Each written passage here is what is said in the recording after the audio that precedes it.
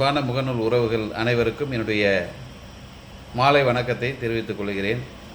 வருகின்ற 21ஆம் தேதி நம்முடைய டெல்டா மாவட்டமான தஞ்சாவூர் கிழக்கு மாவட்டம் திருடமுது தொகுதிக்கும் கும்பகோணம் தொகுதிக்கும் வருகின்ற திங்கட்கிழமை 21ஆம் தேதி மாலை 7 மணி அளவில் மாண்புமிகு முன்னாள் முதலமைச்சர்,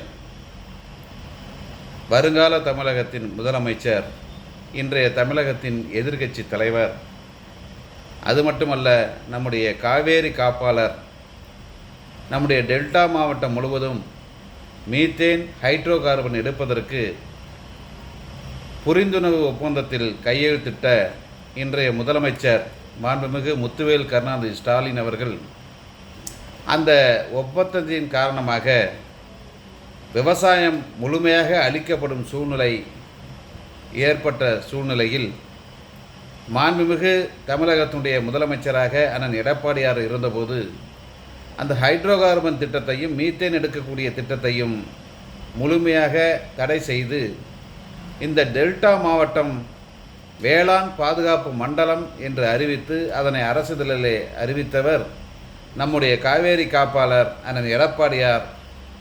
வருகின்ற 21ஆம் தேதி திங்கட்கிழமை மாலை 5 மணி அளவில் திருபுவனம் கடைவீதியிலும் மாலை 7 மணி அளவில் காந்திபார் கடைவீதியிலும் வருகிருந்து மக்களை சந்திக்கிறார். நம்மை காப்பாற்றியவர் வருகிறார். விவசாயிகளை காப்பாற்றிய ஒரு உண்மையான ஒரு விவசாயி வருகிறார்.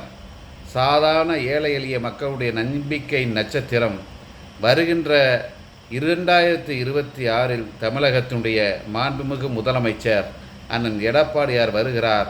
அவரை அலைகடலென வரவேற்போம். வாரீர் வாரீர் என அழைத்து விடைபெறுகிறேன். நன்றி, வணக்கம்.